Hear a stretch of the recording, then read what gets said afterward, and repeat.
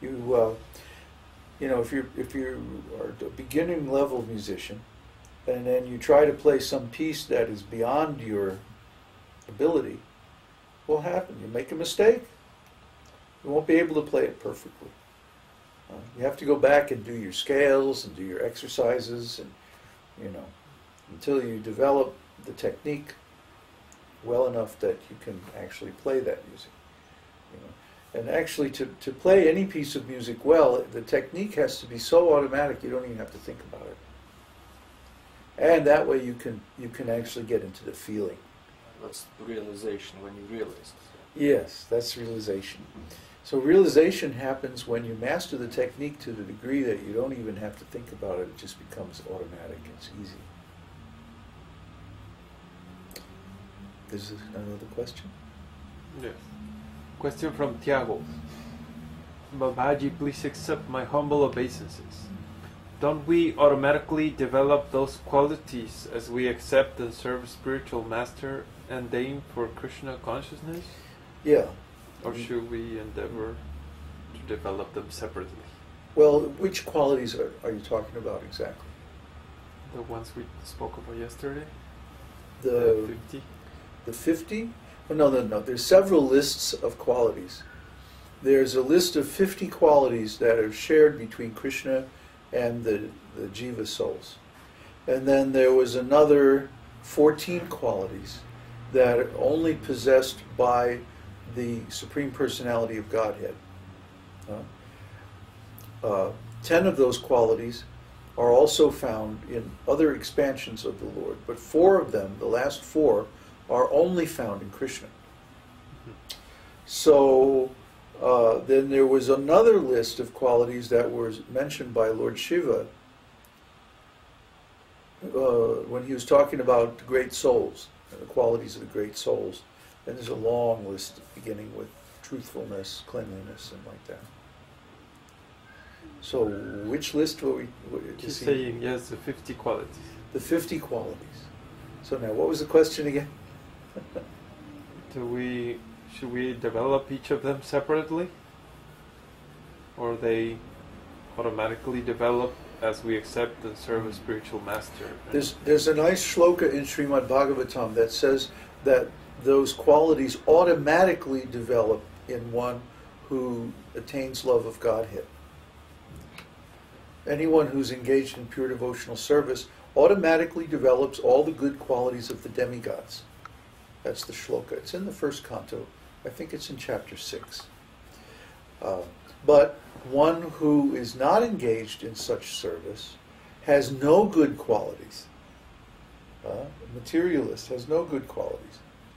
That's the shloka that actually I was basing my talk yesterday on. That even if you have so-called good qualities, if you engage them in something other than the service of the Lord, they become bad qualities, because they entangle you more in material existence.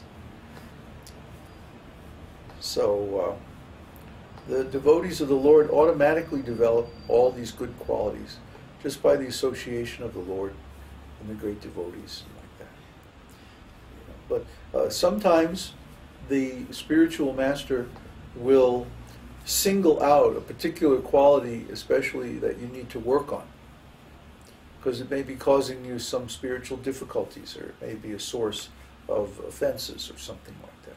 So he'll say, you need to work on this quality, or you need to work on that quality. And that's why I was speaking on that list of qualities a little bit last night.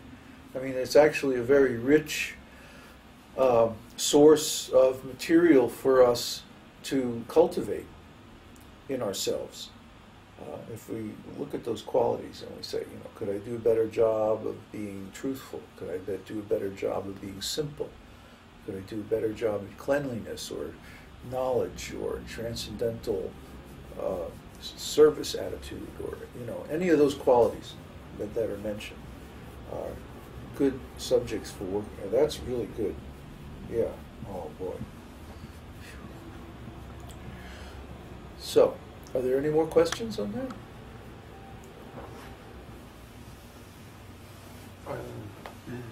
A nonsense question? No, it's a confused question. Mother Christina she's asking, this may be a very neophyte question, but I will ask anyway. What relationship did Prabhupada have with Kṛṣṇa? And then boy. David Lugan replied to that. Babaji's previously said that this is the lineage of conjugal love.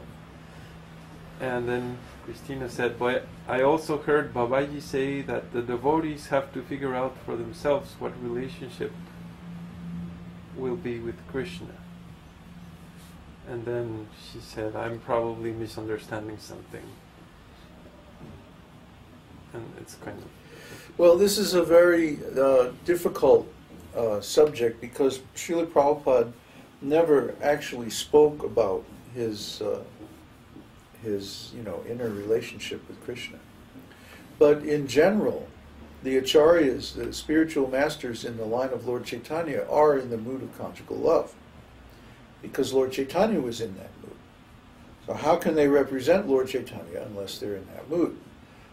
That said, there are many different flavors of conjugal love, and some of them, for example, are experienced by the cowherd boyfriends of Kṛṣṇa, like Subal and Sudama especially. I'm thinking of them. They are their primary relationship with Kṛṣṇa is as a friend, yet they are deeply involved in the negotiations and communication between Kṛṣṇa and the gopis. They act as messengers, and they arrange meetings and stuff like that. And so they're very much involved in these confidential affairs between Kṛṣṇa and the gopis. So even though their shtai bhava is friendship, still they have a strong tinge of conjugal love. And we see that actually, we will see later on in our study of rasa tattva that these two rasas are compatible. Friendship and conjugal love can coexist within the same pastime, and it's not inharmonious. The reason is that in certain ways we saw Śrīla Prabhupada very much act like a cowherd boy. Especially his mood of chivalry in preaching was very strong. He was almost like Bhishma or some great general, some great fighter. The way he liked the challenge of defeating opposing points of view.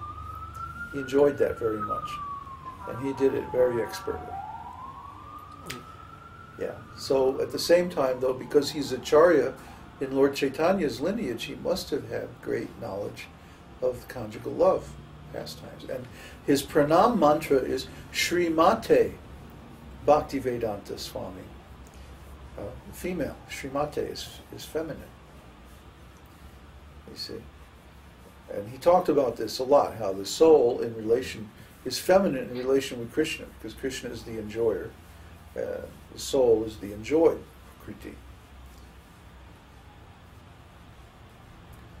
So I think Śrīla Prabhupada left this question deliberately vague and left it deliberately open so that we would not try to imitate, Śrīla Prabhupada is in conjugal love, so then we have to be in conjugal love. See? But rather he was leaving it open so that the other devotees, his disciples, would have to discover for themselves their own relationship with Kṛṣṇa. And this is proper. This is very good. I'm a little more open about my relationship. I have to be because it's so unusual. But in the same way, we encourage the devotees to look deep into themselves and find that special part of themselves that is in relation with Kṛṣṇa, and what those qualities are.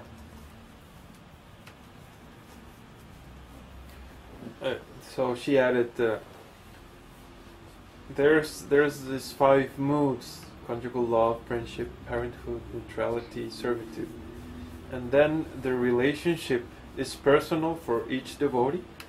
Oh, absolutely. Personal and unique. The particular service that we do for Kṛṣṇa is absolutely unique and eternal. Yeah, just lean on that point there for a while. Boy. My arm was feeling pretty good, and then I played the kartals, and it just went totally in.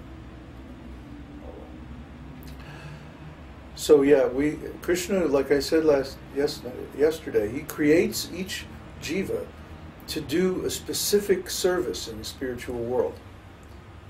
You know, it's not like there's a generic devotee or something like that. Each one is unique and different, and the relationship with Kṛṣṇa is highly personal. So